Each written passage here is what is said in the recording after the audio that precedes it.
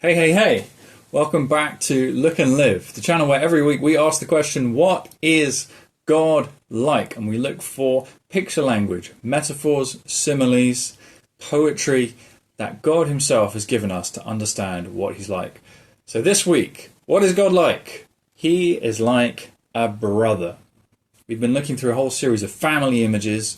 God is like love, God is like a father and son, God is like all these different things about fatherhood. God is like the father in the prodigal son. We're like the sons. And here we go. God is like our brother.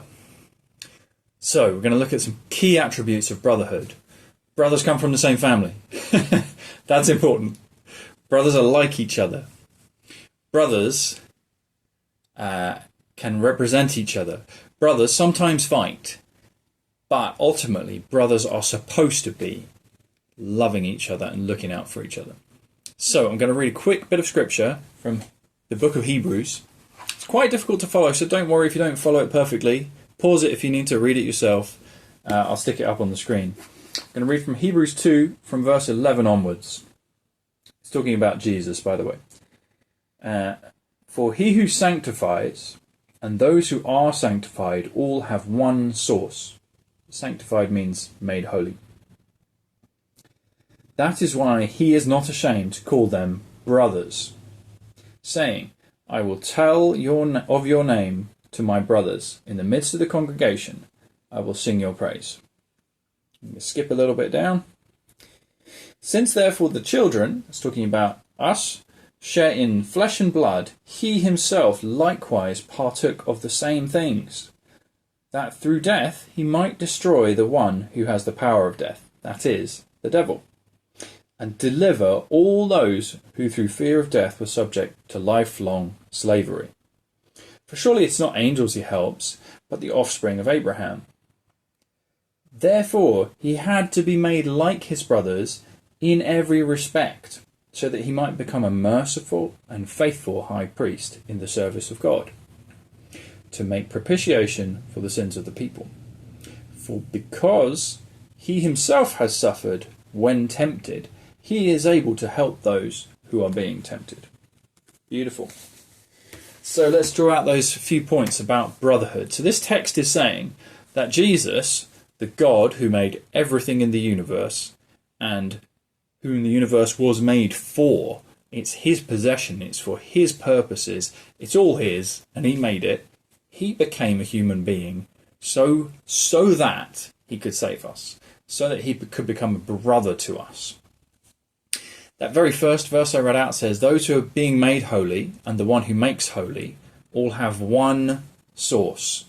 In the Greek it says something like, they are all of one. So source is kind of a word implied there. Other translations go with, they're of one family or of one father. Those words aren't in the original text, but it's implied. It means they just come from one thing. So and then with the verse after it, which is the key bit, he is not ashamed to call us brothers.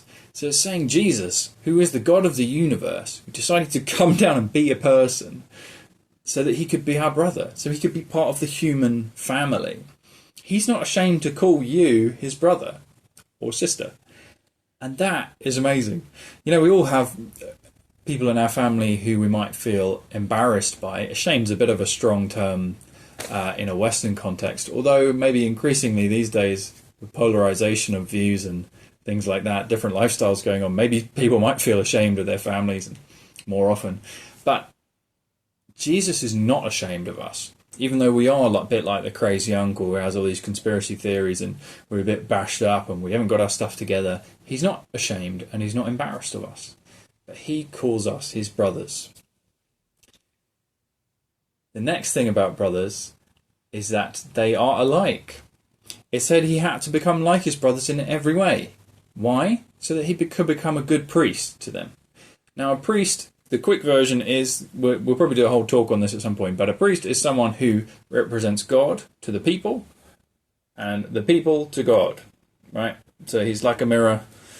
That's what an image is as well, but he's a representative of the people before God and he's God's representative to the people. So Jesus, who is God himself, how can he represent us? The way he can represent us is by becoming one of us, by God radically limiting himself into flesh and blood, which we share in. He partook of it as well. He participated in bodily existence. God is spirit. He doesn't have a body. He's eternal. He's infinite. He's omnipresent. He's all these many things that we think of when we think of God. But he decided to humble himself, to limit himself, and to put himself into a human body and participate in the same kind of life we have, with pain and sorrow and hunger and thirst and temptation and limitations, so that he could be like us, so that he could be our representative, so that he could be our brother. Because a representative has to be from the group they're representing, usually. Not necessarily. Like, to be the president of the United States, you have to be born in the United States, and there's different rules in different places. Rugby World Cup have recently changed their rules, which I think is very good, that people can go back to their home nations to represent them. You can't just play rugby for any nation. You have to have lived there or have a permit or, become a citizen or something like that. So we know this. To represent someone or something, you have to be from there. So Jesus, who's from nowhere, he's eternal and he dwells in heaven. He came down to be one of us so he could represent us. And as a good brother, when his brothers were in trouble, he went to be the representative. So he went to the dad and said, "Hey, I know so-and-so messed up, but I can make it up to you. I'll make good on it for you." Because he's one of us, he can represent us to God. Sometimes in a bad family situation or a bad relationship situation, it's good to get a third party in, but you want someone who's close to you and who's close to the other person in the broken relationship. And Jesus is perfect because he is God, and he's, one with God the Father and God the Spirit. But he becomes human so that he can be part of the human family as well, and invite humans into this relationship with God so that we can join the family of God through him. And it also says that because he's been tempted and he suffered horrifically actually, that because of that, he knows what it's like. And because of that, he can be a good brother to us and help us when we're hurting. You need that when you're going through hard times sometimes, to talk to someone who's been through a similar thing. Talking to anyone can help. But when it's someone who's been through a similar thing, you know that what they're saying is tried and true. And you know that they know how you feel. It's so valuable to have that. And God himself has suffered. God himself has been tempted like we are tempted. And so he knows what you are going through. This is the value of God becoming our brother. Brotherly rivalry. Next point.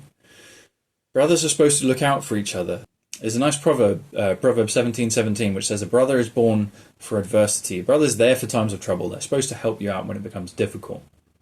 But there's a massive thread in the Bible, a narrative thread that keeps coming up again and again, a trope about brotherly rivalries. It starts with the first pair of brothers you find.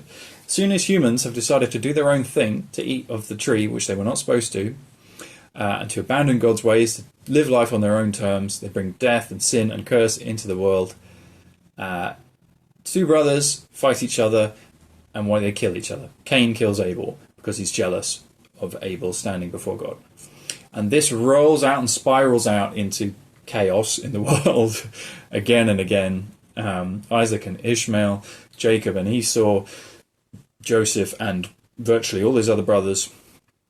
And that those conflicts spiral out into conflicts between nations and peoples later on, if you follow those narrative threads to their logical conclusions in the Old Testament. So we see lots of rivalries between brothers, and we see that even in Jesus, that God became our brother, and he was a hated brother because he showed up. Some of the other brothers had him killed, just like Cain killed Abel, and just like Joseph's brothers nearly killed him.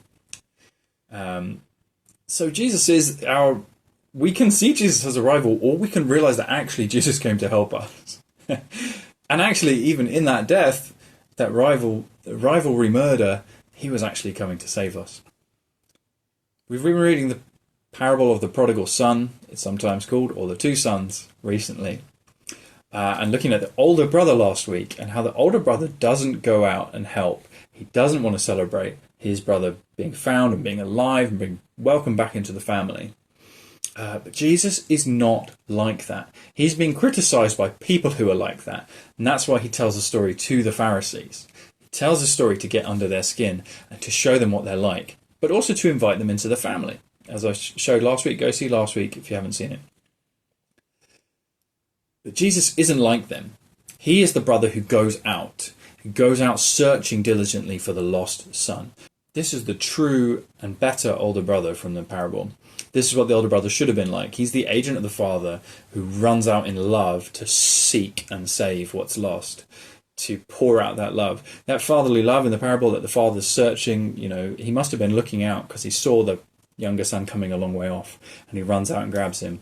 That older son should have been doing that as well. And possibly even more, possibly should have gone to the far country and sought this kid and said, "You've made a mistake, come back, come into the family, we love you and we'll welcome you back." Well, that's what God did in becoming our brother. Because he is the God of heaven, he came down from heaven in human form to come and find us, to come and be like us so he can represent us, to suffer with us so he can know what it's like for us, and ultimately so he could die a death and hence free us.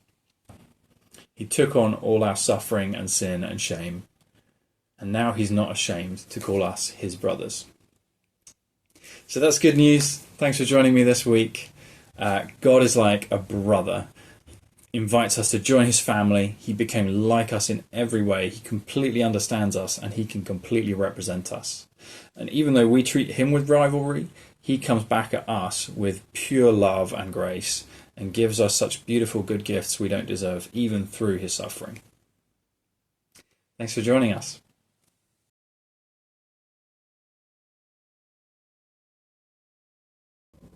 Well done. If you made it this far, and thanks for tuning in again to Look and Live. I appreciate all you guys watching, and comment down below if there's anything that really interested you in today and if the other topics you'd like me to cover. These paintings are done by my wife. This one is pretty brand new, and we framed it this week. So I wanted to show it off to you guys, as it might not be around for very long. So enjoy looking at the painting. Tune in next week. We'll be doing more family related topics again. God is family. And thanks for your time. And if you're interested in buying the art as an original or in print form or to commission a new piece, just get in touch. There'll be links below in the video description to my wife's Instagram. You can message her there, or there's an email address as well.